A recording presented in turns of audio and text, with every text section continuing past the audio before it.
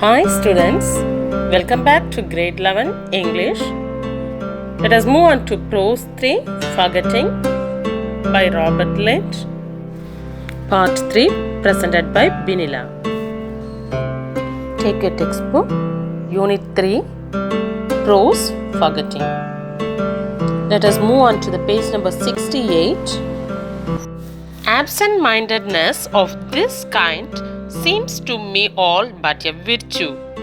The absent-minded man is often a man who is making the best of life and therefore has no time to remember the mediocre. Who would have trusted Socrates or Coleridge to post a letter? They had souls above such things. Explanation for this paragraph is, here Lind remarks that such absent-mindedness is a virtue. Virtue means it is excellence one. So here in the previous paragraph we have seen many anglers, they miss their fishing rod, these all the things. Okay, so they are good at some sports but they miss some silly things like fishing rods, everything they miss it. So that absent-mindedness people only here he says about. So this man often a man who is making the best of life and therefore has no time to remember the mediocre. Mediocre means it is not very good or ordinary things.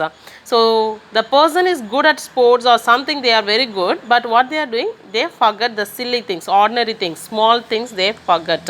The ordinary people. So here he is telling about two persons like Greek philosopher Socrates and S.T. Coleridge. These great poets were absent-minded people. So who would able to have trusted them to post a letter? So whether anyone will have think that they will be able to post the letter. So these small items they will never do it. Their fact is that they had a soul above such things. So they used to have a creative writing, creative thinking. These all the things, high attitudes they have, but small absent-mindedness also will be there in their life. The next paragraph. The question whether the possession of a good memory is altogether desirable has often been discussed, and men with fallible memories have sometimes tried to make out a case for their superiority. A man, they say, who is a perfect remembering machine is seldom a man of the first intelligence. And they quote various cases of children or men who had marvelous memories and who yet had no intellect to speak of. I imagine, however, that on the whole the great writers and the great composers of music have been men with exceptional powers of memory. The poets I have known have had better memories than the stockbrokers I have known. Memory, indeed, is half the substance of their art. In this paragraph, Lind states that the possession of a good memory is a great advantage for all people. That is, men with fallible is given. Fallible is capable of making mistakes. That is, unreliable memories have tried to get along a case of for their perfections. So, a man who is a perfect remembering is a machine is rarely a man of intelligence. So there are various cases to prove that children or men who had excellent memories, but they had no intellect. Okay, so many great writers or great music composers or of music have their exceptional powers of memory too. So the poet who known to me, that is known to Lind, have had better memories than the stockbrokers. So you know the stockbrokers, they will have good memory. So many others also they have better memories than the stockbrokers, and memory is the half the substance of their art. So for these people the memory is indeed half the substance of their art. It means in their life it is very important for them. Okay, so the next paragraph. On the other hand, statesmen seem to have extraordinarily bad memories. Let two statesmen attempt to recall the same event. What happened? For example, at some cabinet meeting, and each of them will tell you that the other's story is so inaccurate that either he has a memory like a sieve or is an audacious perverter of the truth. The frequency with which the facts in the autobiographies and speeches of statesmen are challenged suggests that the world has not yet begun to produce ideal statesmen, men who, like great poets, have the genius of memory and of intellect combined. Explanation. On the other hand, statesmen have extraordinarily bad memories. So often the statesmen have bad memories. What is that bad memories means? If you ask two statesmen to recall a same event at a cabinet meeting, each of them will tell the other story is wrong. So the cabinet meeting, what is happening, everything, if you ask to a statement, each one will be telling the others one other stories, this is wrong, that is wrong, like that they will be blaming each other. Often the facts in the autobiographies and speeches of statesmen are challenged. So because of this, the statesman's speech is a very challenged one, and it shows that they have a very poor memory. So once they said, later they will forget, right? So they will never remember that. So this speech is very challenged for the people, and this itself we can understand that they have a poor memory. So in this way, Lind remarks that the world has not yet produced ideal statesman. Okay, so yeah, it is sure that ideal statement is not yet produced in the world, and who have the combination of genius, memory and intellect. Next paragraph.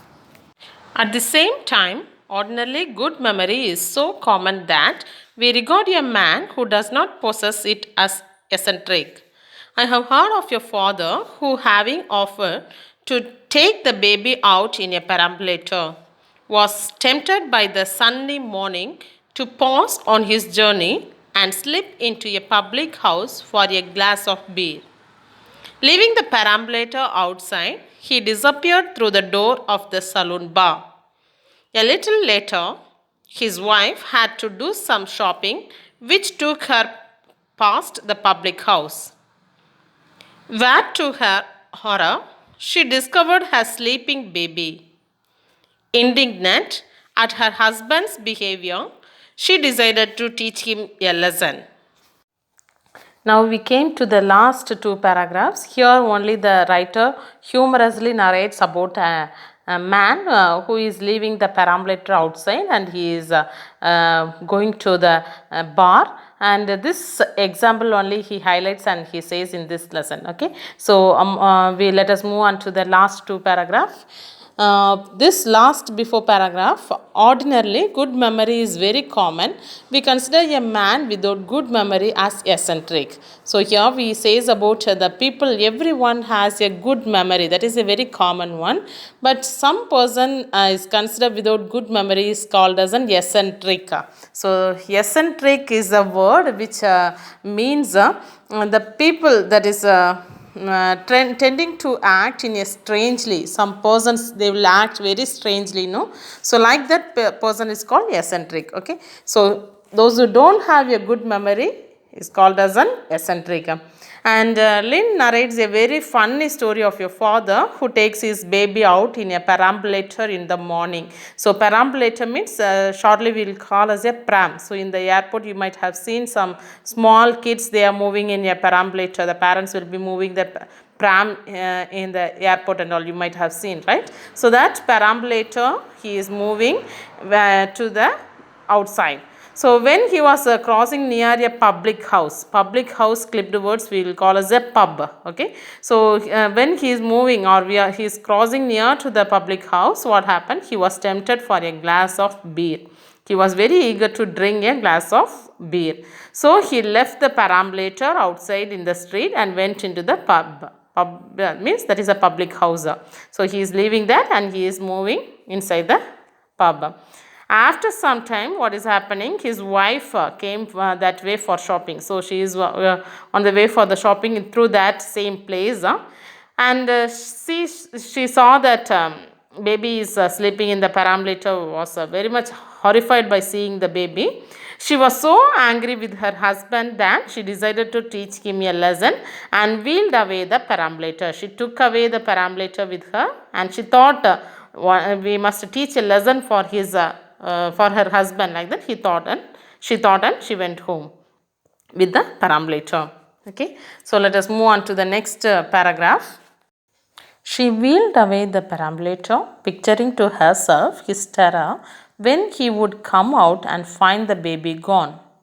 She arrived home, anticipating with angry relish the white face and quivering lips that would soon appear with the news that the baby had been stolen. What was her vexation, however, when just before lunch her husband came in smiling cheerfully and asking, "Well, my dear, what's for lunch today?" Having forgotten all about the baby and the fact that he had taken it out with him. How many men below the rank of a philosopher would be capable of such absent-mindedness as this? Most of us, I fear, are born with prosaically efficient memories. If it were not so, the institution of the family could not survive in any great modern city. In this last stanza, now the mother, that is, she expected that her husband would come trembling and would tell that their baby had been stolen, like that she thought. But to the contrary, what is happening here? At lunchtime, he came, the husband came. He came home smiling very cheerfully because he forgot everything, and he is asking to his wife, he asked his wife what was the lunch for the day. Okay, he was completely forgotten of all about his child and the perambulator, what he has left in front of the pub, everything he completely forgets. So this is the forgetting. Okay, so nobody will be like this, right? Okay, forgetting the child in the perambulator and going home very cheerfully, no one will be there. So this is the highlight humorous in the story, and now Lind remarks that very few men below the rank of a philosopher would be capable of such absent-mindedness as this man in the story. And he concludes that most of us are born with ordinarily efficient memories. Okay, that is why the institution of the family survives in any great modern city. If now the city has changed and many people they survive, right? Thus, Lind says most of us are born with prosaically efficient memories, and also with the absent-mindedness, many people are there. Okay, so that is given in this Forgetting by Robert Lind. Okay, do you know? Human memory begins to work when the fetus is just 20 weeks old in the mother's womb. Unit 3 prose is completed. Now once again let me recall the glossary given in the book back. Let me read, concentrate on that. Okay. First one, vintage, wine of high quality produced in a particular year. Antipathy, strong dislike. Fortunes, huge sums of money. Reluctant, unwilling. Delinquent, a young person who is regularly involved in wrongdoing. Exploits, daring or heroic acts or actions, feats. Abstracted, lacking concentration on what is happening around. Prosaic, dull. Media, not very good, ordinary. Fallible, capable of making mistakes. Sieve, strainer or filter. Audacious, bold and daring. Eccentric, tending to act strangely. Indignant, being very angry. Quivering, trembling, shivering. Vexation, irritation, annoyance. Okay, so book back glossary is completed. In the next video, let me go for your book back exercise. Complete the homework, question answers given in the book.